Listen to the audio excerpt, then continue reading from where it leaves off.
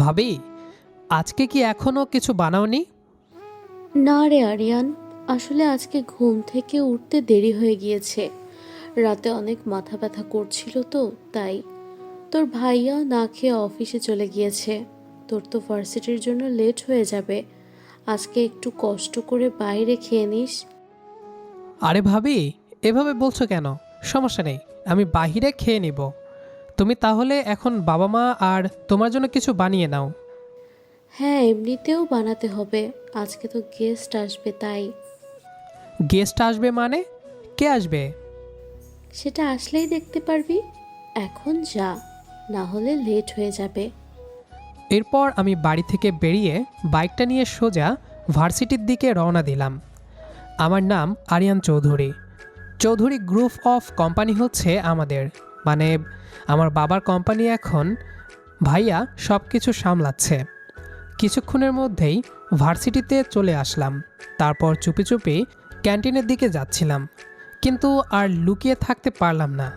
আমার হারামি বন্ধুগুলো আমাকে ধরে ফেলেছে। কী রে, তুই এভাবে লুকিয়ে লুকিয়ে ক্যান্টিনের দিকে যাচ্ছিস কেন? আরে আভিদ, এই শালা মনে হয় আমাদেরকে খাওয়ানোর ভয়ে এমনভাবে চুরের মতো করে ক্যান্টিনে যাচ্ছে। হ্যাঁ শিহাব, তুই ঠিক বলেছিস। এর এখন কি করা যায় বলতো? ভাই ক্ষমা। না, তুই ক্ষমা পাবি না, তোর শাস্তি পেতে হবে। আমার মাথায় একটা প্ল্যান আছে। কি প্ল্যান বল? আরিয়ানের শাস্তি হচ্ছে আমার এখন ক্যান্টিনে গিয়ে যা যা খাবো সব কিছুর বিল ওর দিতে হবে। যাহ, যেটার ভয় পাচ্ছিলাম সেটাই হলো।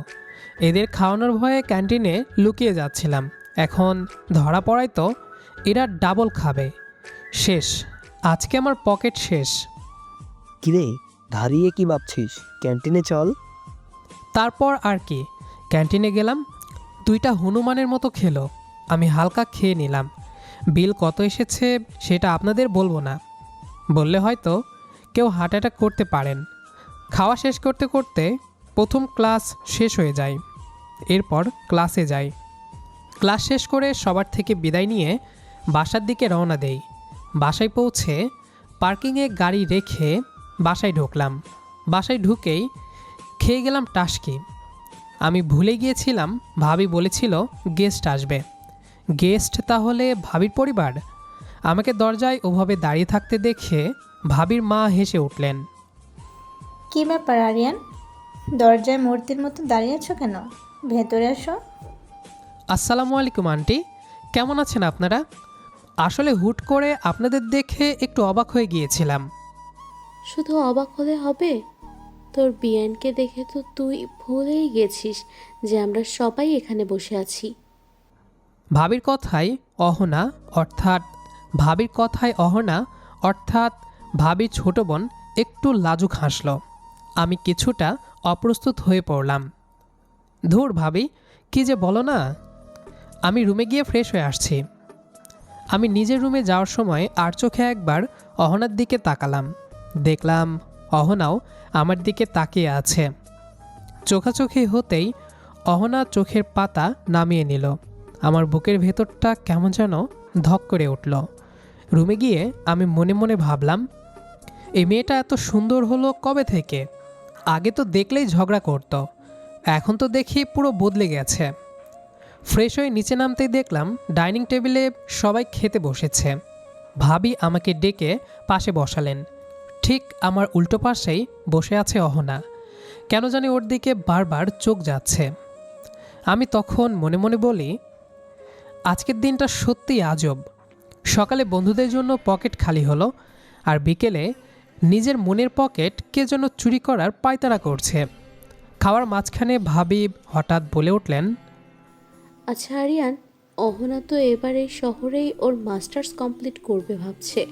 তোকে কিন্তু ওর একটু খেয়াল রাখতে হবে। ও তো এই এলাকাটা চেনে না। আমি মানে আমি খেয়াল রাখবো?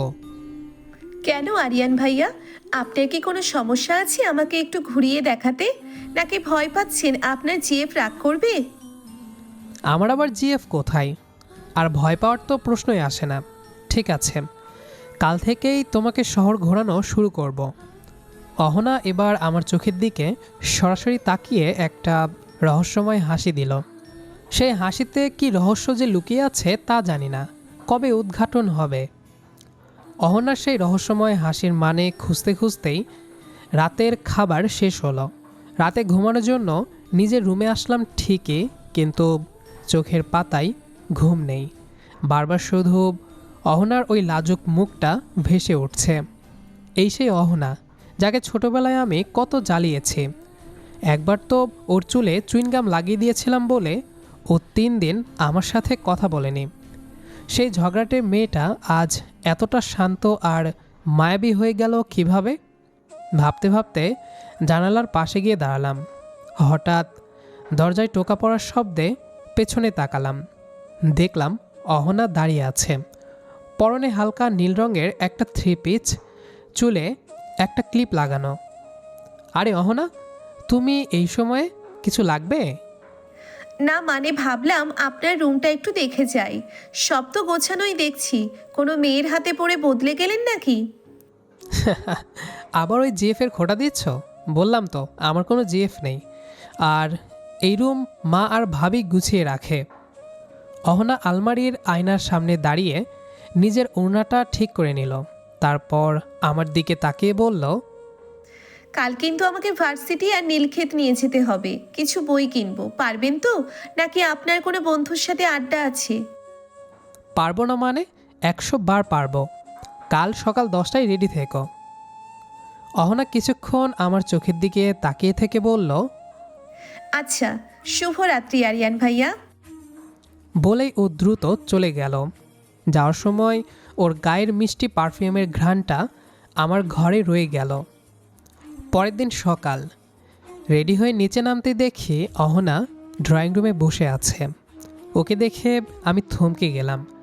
সাদা রঙের একটা কামিজ পরেছে, কানের ছোট ছোট দুল, জাস্ট অসাধারণ লাগছে ওকে। বাহ, তোমাকে তো আজ বেশ লাগছে।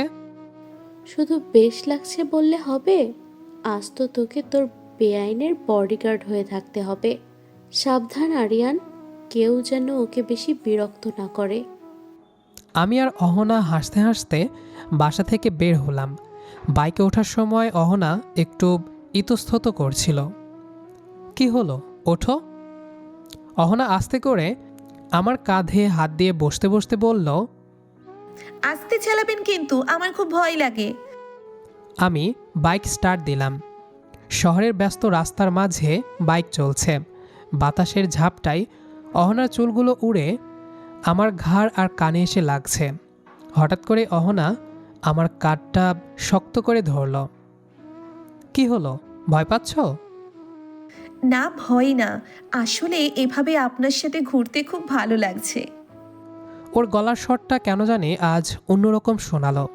বুকটা ধক করে উঠল। আমরা প্রথমে ভার্সিটিতে গেলাম।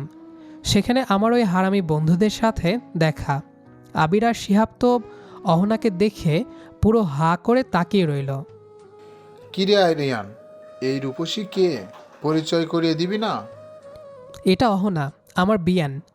আর অহনা, এরা হলো আমার 2 অপদার্থ বন্ধু, আবির আর শিহাব। আসসালামু আলাইকুম ছোট আপু। আরিয়ানের মতো বন্ধুর বিয়ান মানে আপনি আমাদেরও বিয়াইন। কোনো দরকার পড়লে আমাদেরকে বলবেন, এই আরিয়ানের উপর ভরসা নেই। অহনা মিষ্টি করে হাসল, কিন্তু লক্ষ্য করলাম ও সবার সাথে হেসে কথা বললেও বারবার আমার দিকেই তাকাচ্ছে, যেন ও চায় না আমি এক মুহূর্তের জন্য ওর থেকে নজর সরাই। বই কিনে ফেরার পথে বৃষ্টি শুরু হলো। আমরা রাস্তার ধারের একটা টিনের চাল দেওয়া দোকানের নিচে আশ্রয় নিলাম। বৃষ্টির ঝাপটা এসে অহনার মুখে পড়ছে। ও চোখ বন্ধ করে বৃষ্টির ঘ্রাণ নিচ্ছে। আচ্ছা আরিয়ান ভাইয়া, আপনি কি কখনো বৃষ্টিতে ভিজেছেন কাউকে সাথে নিয়ে? না, ওভাবে ভেজা হয়নি। কেন? অহনা হঠাৎ আমার হাতটা ধরল। ওর হাতটা অনেক নরম আর ঠান্ডা। ও আমাকে টেনে বৃষ্টির মধ্যে নিয়ে গেল। আরে অহনা, ভিজে যাবে তো, শরীর খারাপ করবে। করুক না, আজ একটু ভিজলে কি হয়। শুনুন আরিয়ান ভাইয়া, এই যে বৃষ্টি পড়ছে, এটা কিন্তু এক একটা ভালোবাসার গল্প বলে, শুনতে পাচ্ছেন? আমি ওর দিকে তাকিয়ে থাকলাম। বৃষ্টির পানিতে ভিজে ওর কামিজটা গায়ের সাথে লেপ্টে গেছে, চোখের কাজল লেপ্টে গেছে, কিন্তু এই অবস্থাতেও ওকে পৃথিবীর সবচেয়ে সুন্দরী মেয়ে মনে হচ্ছিল। হঠাৎ অহনা আমার খুব কাছে চলে আসলো। ওর ভেজা চুলের পানির ফোঁটা আমার মুখে এসে পড়ছে। আরিয়ান ভাইয়া, আপনাকে একটা কথা বলার ছিল। ঠিক তখনই আমার ফোনে ভাবির কল আসলো। বিরক্ত হয়ে ফোনটা রিসিভ করতেই ভাবি চিৎকার করে বললেন, আরিয়ান, তোরা কোথায়? বৃষ্টি নামছে তো, তাড়াতাড়ি বাসায় আয়। মা তো চিন্তা করে অস্থির হয়ে যাচ্ছে। কথাটা শুনেই অহনা একটু দূরে সরে গেল। ওর চোখে একটা না বলা কথার রেশ রয়ে গেল। আমরা দ্রুত বাসায় ফিরলাম, কিন্তু মনের ভেতর এক নতুন ঝড়ের আভাস পেলাম। তবে কি অহনা আমাকে অন্য কিছু বলতে চেয়েছিল? রাতে শুয়ে আছি, হঠাৎ ফোনে একটা মেসেজ আসলো, আননোন নাম্বার। মেসেজটা ওপেন করতেই আমার হার্টবিট বেড়ে গেল। আজকের বৃষ্টিটা অনেক স্পেশাল ছিল, কিন্তু আসল কথাটাই বলা হলো না। কাল রাতে ছাদে আসবেন একা? মেসেজটা কি অহনার? আর কি সেই কথা যা ও বলতে চাইছে? গতরাতে সে মেসেজটার কথা ভেবে সারা রাত দু চোখের পাতা এক করতে পারেনি। মনের ভেতর হাজারটা প্রশ্ন। অহনা কি সত্যি আমাকে পছন্দ করতে শুরু করেছে, নাকি এটা ওর কোনো নতুন দুষ্টুমি?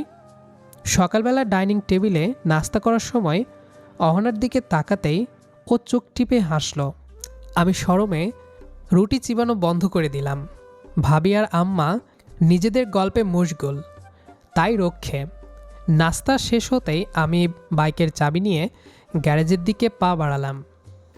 আরিয়ান শোন, অহনাকে আজ ওর ভার্সিটির অ্যাডমিশন ফর্ম তুলতে যেতে হবে। তুই তো আজ ভার্সিটিই যাবি, ওকে সাথে করে নিয়ে যা। মনে মনে এটাই চাচ্ছিলাম। আচ্ছা ভাবি, কোনো সমস্যা নেই। অহনা চলো।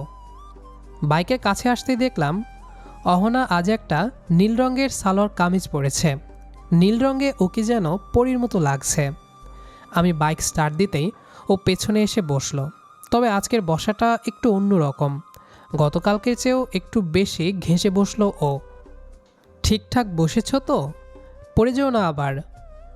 অহনা একটু ঝুঁকে আমার কানের কাছে এসে বলে, ভয় নেই, শক্ত করে ধরে বসার মতো জায়গা আমার জানা আছে।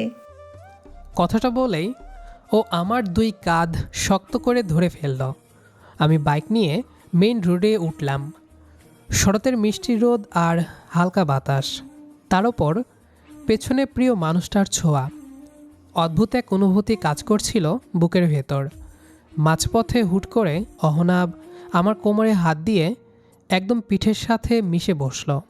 আমি চমকে গিয়ে বাইকের ব্রেক কষলাম। কিরে অহনা, কি করছো এটা?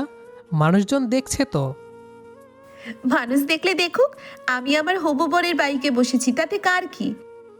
হবু বর মানে? যাতা বলছো কেন? কেন, আপনি কি চান আমি অন্য কারো বউ হই? আমি কথা বলার ভাষা হারিয়ে ফেললাম। বুকটা ধড়ফড় করছিল। আমি আবার বাইকটা চালানো শুরু করলাম, কিন্তু এবার আর ওকে ছাড়িয়ে দিলাম না। ও আমার কাঁধে মাথা রেখে শান্ত হয়ে বসে রইল। ওর নিঃশ্বাসের তাপ আমি আমার ঘাড়ে অনুভব করতে পারছি। ভার্সিটির গেটে পৌঁছাতেই দেখলাম আবির আর শিহাব সেই পুরনো জায়গায় দাঁড়িয়ে আড্ডা দিচ্ছিল। আমাকে বাইকে অহনার সাথে এভাবে দেখে ওদের চোখ কপালে। কিরে আরিয়ান, তুই তো দেখছি পুরো লায়লা মজনু হয়ে গেছিস। কাল থেকে শুধু বিআইকে নিয়েই ঘুরছিস। আর বলিস না আবির, আমাদের তো আর দরকার নেই ওর। অহনা বাইক থেকে নেমে ওদের দিকে তাকিয়ে মুচকি হেসে বলল, ভাইয়ারা, আপনাদের বন্ধু কিন্তু অনেক ভালো বাইক চালায়, তবে একটু লাজুক, এই যা সমস্যা। আমি কোনো মতে পরিস্থিতি সামলে নিয়ে অহনাকে নিয়ে অ্যাডমিশন অফিসের দিকে গেলাম। কাজ শেষ করে যখন বের হচ্ছে তখন হঠাৎ একটা উটকো ছেলে এসে অহনার সামনে দাঁড়ালো। ছেলেটি বলছে, হাই সুন্দরী, আপনি কি এখানে নতুন? হেল্প লাগবে কোনো? অহনার চেহারা এক মুহূর্তেই পাল্টে গেল। ও আমার দিকে একবার তাকালো, তারপর ছেলেটার দিকে তাকিয়ে কড়া গলায় বলল, আপনার হেল্প লাগবে কি না সেটা আমার পাশের মানুষটাকে জিজ্ঞেস করুন, উনি আমার জন্য যথেষ্ট। আমি একটু ভাব নিয়ে ছেলেটার দিকে তাকাতেই ও সুরসুর করে চলে গেল। অহনা আবার আমার হাত জড়িয়ে ধরল। কি হলো, এভাবে তাকিয়ে আছেন কেন? আমাকে কি আজ খুব বেশি ভয়ঙ্কর লাগছে? না, তোমাকে আজ খুব বেশি আপন মনে হচ্ছে। অহনা মিষ্টি করে হাসল। ফেরার পথে ও আমাকে বলল, আরিয়ান ভাইয়া, আজ বিকেলে কিন্তু ছাদে আসা চাই, ওই মেসেজের উত্তরটা ওখানে দেব। বলেই ও চোখের ইশারা দিয়ে বাইকে উঠে বসল। আমার মনের পকেটটা বোধ হয় আসলেই চুরি হয়ে গেছে। বাসায় ফেরার পর থেকেই আমার মনের ভেতর এক অদ্ভুত উত্তেজনা। একদিকে বিকেলে ছাদে অহনার সাথে দেখা করার কথা, অন্যদিকে বাড়ির পরিবেশটা কেমন যেন রহস্যময় মনে হচ্ছে। দেখলাম আম্মু আর আন্টির মধ্যে খুব ফিসফাস কথা চলছে। আমাকে দেখলেই তারা চুপ হয়ে যাচ্ছেন। বিকেলবেলা ছাদে গেলাম। আকাশটা একটু মেঘলা। অহনা আগে থেকেই রেলিং ধরে দাঁড়িয়েছিল। আমাকে দেখে ও মুচকি হাসল। মেসেজের উত্তরটা কি এখন দিবে নাকি আরও অপেক্ষা করাবে? আরিয়ান ভাইয়া, যদি এমন হয় যে আমাকে অন্য কোথাও বিয়ে দিয়ে দিচ্ছে, আপনি কি আমাকে আটকাবেন? আমি একটু থমকে গেলাম। রসিকতা করে বললাম, আটকাবো কেন? ভালো পাত্র হলে তো আমি নিজেই তোমাকে বিদায় দেব। অহনার চোখ দুটো মুহূর্তেই ভিজে উঠল। ও ধরা গলায় বলল, ছি, আপনি এতটাও নিষ্ঠুর হতে পারেন ভাবিনি। বলেই ও দ্রুত ছাদ থেকে নিচে নেমে গেল। আমি বুঝতে পারলাম মজাটা একটু বেশি হয়ে গেছে। নিচে নেমে ড্রয়িং রুমে আসতেই দেখি পুরো এলাহি কাণ্ড। বাবা অফিস থেকে তাড়াতাড়ি চলে এসেছেন। ভাইয়াও সোফায় বসে আছেন গম্ভীর মুখে। আম্মা, খালাব আর তুলি ভাবি সবাই হাসি মুখে বসে আছেন। মাঝখানে মাথা নিচু করে বসে আছে অহনা। বাবা বললেন, আরে আরিয়ান, আয়, তোর জন্যই অপেক্ষা করছি। আমি বললাম, কি হয়েছে বাবা, সবাই এভাবে বসে কেন? বাবা বলল, বস আগে, একটা জরুরি কথা আছে। তুলি আর রিয়ানের অনেক দিনের ইচ্ছে আমাদের দুই পরিবার যেন আরও আপন হয়ে যায়। বাবা আমার দিকে সরাসরি তাকিয়ে বললেন, আমরা ঠিক করেছি অহনার পড়াশোনা যেমন চলছে চলুক, কিন্তু এই মাসেই তোদের 4 হাত এক করে দেব। অহনা তো আমাদের বাড়ির মেয়েই হয়ে আছে, এখন শুধু আনুষ্ঠানিকভাবে বউ হয়ে আসবে। আরিয়ান, তোর কোনো আপত্তি নেই তো? আমি পুরো আকাশ থেকে পড়লাম। কিছুক্ষণ আগে ছাদে যাকে কাঁদিয়ে আসলাম, এখন শুনছি সে আমার বউ হতে যাচ্ছে। আমি আর চোখে অহনার দিকে তাকালাম। ও এখনও মাথা নিচু করে আছে, তবে ঠোঁটের কোণে একটা বিজয়ের হাসি স্পষ্ট দেখতে পেলাম। কি রে আরিয়ান, বোবা হয়ে গেলি কেন? কাল পর্যন্ত তো বেআইনকে নিয়ে শহর ঘুরলি, এখন কি বউ হিসেবে ঘরে তুলতে ভয় লাগছে? না মানে, আপনারা যা ভালো মনে করেন, আমার কোনো আপত্তি নেই। আন্টি আর আম্মু আলহামদুলিল্লাহ বলে উঠলেন। বাবা মিষ্টি আনার অর্ডার দিলেন। বাসায় উৎসবের আমেজ শুরু হয়ে গেল। তুলি ভাবি আমাকে আর অহনাকে একা কথা বলার সুযোগ করে দেওয়ার জন্য সবাইকে নিয়ে অন্য রুমে চলে গেলেন। পুরো ঘরে এখন শুধু আমি আর অহনা। আমি ওর কাছে গিয়ে দাঁড়ালাম। আচ্ছা, তার মানে এই রহস্যের কথা জানাতেই তুমি আমাকে ছাদে ডেকেছিলে? আগে থেকে সব জানতে, তাই না? জানতামই তো, ভাবি আমাকে সকালেই সব বলেছিল। শুধু আপনার মুখ থেকে শুনতে চেয়েছিলাম আপনি আমাকে চান কিনা, কিন্তু আপনি তো ছাদে আমাকে কাঁদিয়ে দিলেন। ওরে বাবা, সে তো আমি মজা করছিলাম। এখন তো তুমি আমার রোমান্টিক বউ হতে যাচ্ছ। এখন রাগ ভাঙ্গো। এত সহজে না, বিয়ের পর বুঝবেন এই সুন্দরী বেআইন কত বেশি রোমান্টিক আর কতটা জেদি। আচ্ছা, দেখা যাবে। তবে একটা কথা, ওই যে মেসেজে বলেছিলে আসল কথাটা বলা হলো না, সেই কথাটা কি? অহনা আমার একদম কাছে এসে দাঁড়ালো। আমার শার্টের কলারটা ঠিক করতে করতে ফিসফিস করে বলল, কথাটা হলো আমি আপনাকে সেই ছোটবেলা থেকেই ভালোবাসি পচা আরিয়ান ভাইয়া। বলেই ও দৌড়ে রুম থেকে বেরিয়ে গেল। আমি সেখানেই দাঁড়িয়ে রইলাম। হারামি বন্ধুদের বিল দেওয়ার কষ্টটা আজ নিমিষেই ধুয়ে মুছে গেল। পুরো বাড়ি আজ আলোকসজ্জায় ঝলমল করছে। চৌধুরী বাড়িতে আজ খুশির জোয়ার। কোনো ধুমধাম গান বাজনা নয়, বরং পবিত্র এক আবহে আজ সম্পূর্ণ হতে যাচ্ছে আরিয়ান আর অহনার বিয়ে। সাদা রঙের একটি পাঞ্জাবি আর মাথায় সাদা টুপি পরে সোফায় বসে আছি আমি। আমার সামনে বাবা, ভাইয়া আর মসজিদের ইমাম সাহেব। আমার বুকটা কেন জানি আজ প্রচণ্ড কাঁপছে। কিছুক্ষণ পরেই রুমের ভেতর থেকে তুলিভাবে চিরকুট নিয়ে আসলেন। সেখানে অহনার সম্মতি নেওয়া হয়েছে। ইমাম সাহেব শান্তস্বরে বললেন, আরিয়ান চৌধুরী, 5 লক্ষ টাকা দেনমোহর যে আল্লাহর হুকুমে আপনি কি অহনা ইসলামকে স্ত্রী হিসেবে কবুল করে নিচ্ছেন? 3 বার আলহামদুলিল্লাহ কবুল বলার পর যখন খাতায় সই করলাম, তখন মনে হলো মনের ভেতরের অস্থিরতা এক নিমিষেই শান্তিতে পরিণত হলো। আমার সেই ঝগড়াটে বেআইন এখন আমার অর্ধাঙ্গিনী।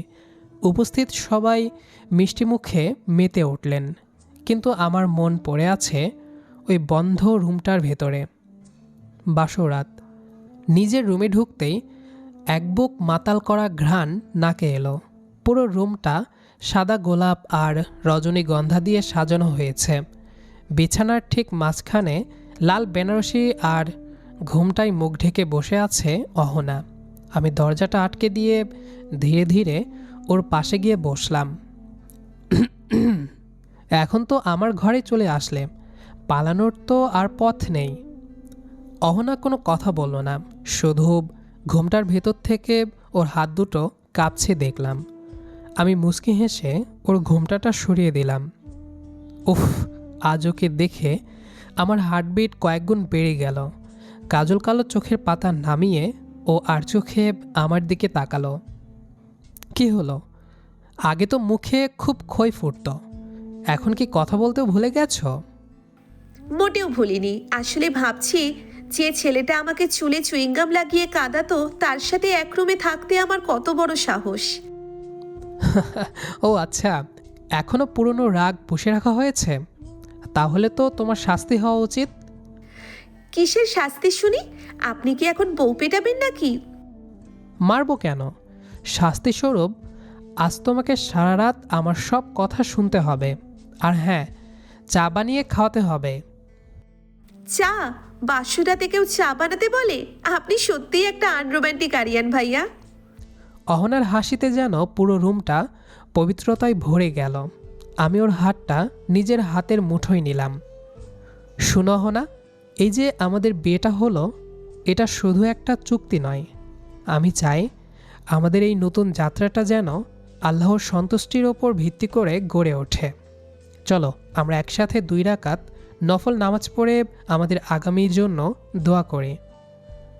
অহনা আমার দিকে মুগ্ধ চোখে তাকালো ও মাথা নেড়ে সম্মতি জানালো। আমরা দুজনে একসাথে জায়নামাজে দাঁড়ালাম। জীবনের এই বিশেষ মুহূর্তে স্রষ্টাকে স্মরণ করে মনের ভেতর এক অন্যরকম প্রশান্তি আসলো। নামাজ শেষ করে যখন মোনাজাত করছিলাম, তখন দেখলাম অহনার চোখের কোণে পানি। ও আমার দিকে তাকিয়ে বলল, আমি অনেক ভাগ্যবতী যে আপনার মতো একজন মানুষকে জীবন সঙ্গী হিসেবে পেয়েছি। আর আমি ভাগ্যবান, কারণ আমার সেই সুন্দরী বেআইন এখন আমার রোমান্টিক বউ। অহনা আমার বুকে মাথা রাখল। আমি ওর কপালে আলতো করে ভালোবাসার চিহ্ন এঁকে দিলাম। বাইরের আকাশটা মেঘমুক্ত। চাঁদের আলো জানালার পর্দা ভেদ করে আমাদের দুজনের উপর এসে পড়ছে। দুষ্টুমি, খুনসুটি আর একরাশ গভীর ভালোবাসার মধ্যে দিয়ে শুরু হলো আমাদের এক নতুন জীবনের গল্প। সবশেষে আমি অহনার কানের কাছে মুখ নিয়ে ফিসফিস করে বললাম, আই লাভ ইউ বউ। লাভ ইউ টু পচাবর। আমরা গল্পটির শেষ প্রান্তে চলে এসেছি। গল্পটি আপনাদের কাছে কেমন লেগেছে সেটা অবশ্যই কমেন্ট করে জানাবেন। দেখা হবে আবারও নতুন কোনো গল্প নিয়ে। সে পর্যন্ত আমাদের সাথেই থাকবেন। আর আমাদের আজকের গল্পটি যারা শেষ পর্যন্ত শুনেছেন তাদের সবাইকে অসংখ্য ধন্যবাদ।